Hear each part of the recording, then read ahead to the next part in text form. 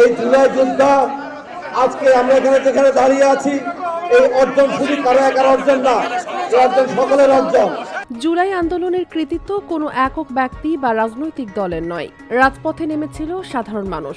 Rangpur metropolitan পুলিশের commissioner Mohammad Abdul মাবুদের এমন বক্তব্য ঘিরে সামাজিক যোগাযোগ মাধ্যমে আলোচনা চলছে।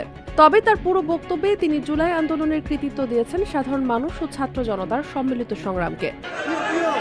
আপনারা তো সাংবাদিকের নাম বলেন নাই, আপনারা যে বক্তব্য দিচ্ছেন আমি লক্ষ্য করলাম, আপনারা বক্তব্য দিচ্ছেন মনের মধ্যে আপনারা একটা রাজনৈতিক উদ্দেশ্যে আপনারা মনের মধ্যে রেখে বক্তব্য দিচ্ছেন। এটা তো কোনো রাজনৈতিক দলের একার অর্জন নয়। আমাদের ছাত্রদের সাথে অভিভাবকরা রাস্তা নেমেছিল, অস্বীকার করতে পারবেন? এই জুলাই যুদ্ধ সকলে আপনাদেরকে মানুষের প্রতি রেসপেক্ট রাখতে হবে, সম্মান বোধ রাখতে হবে।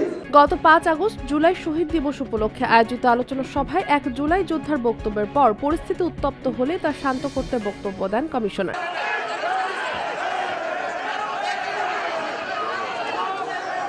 তিনি বলেন, সাধারণ মানুষ ও ছাত্র জনতার অদম্য আন্দোলনের মাধ্যমেই ফ্যাসিবাদী সরকারের পতন ঘটেছে।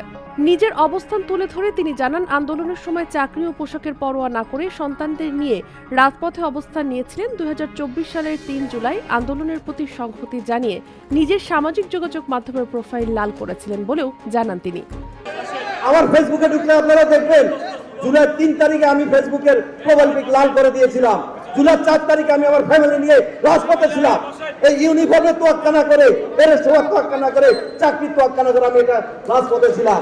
20তম বিসিএস পুলিশ ক্যাডারের এই কর্মকর্তা বিগত সরকারের সময় দীর্ঘদিন পদোন্নতি থেকে বঞ্চিত ছিলেন। প্রায় 9 বছর বাংলাদেশ পুলিশ একাডেমি সারদায় অতিরিক্ত পুলিশ সুপার পদে দায়িত্ব পালন করেন তিনি। 17 বছর এডিশনাল এসপি ছিলাম। এখানে পুলিশ কমিশনার ছিল একজন ফ্যাসিস্ট। সে আমার জুনিয়র হওয়া সত্ত্বেও আমি কিন্তু এডিশনাল এসপি ছিলাম, আমি ডিএসপি প্রমোশন পাই নাই। 5 আগস্টের পর তাকে ধারাবাহিকভাবে পুলিশ সুপার, অতিরিক্ত ডিআইজি ও ডিআইজি পদে পদোন্নতি দেওয়া হয়। পরে রংপুর মেট্রোপলিটন পুলিশের কমিশনার হিসেবে দায়িত্ব পান। এদিকে তার বক্তব্যের খণ্ডিত অংশ সামাজিক যোগাযোগ মাধ্যমে ছড়িয়ে বিভ্রান্তি তৈরির চেষ্টা চলছে বলে অভিযোগ উঠেছে।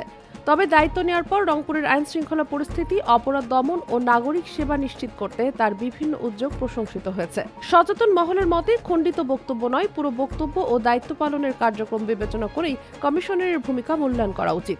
ডেস্ক নিউজ, অগ্রযাত্রা প্রতিদিন।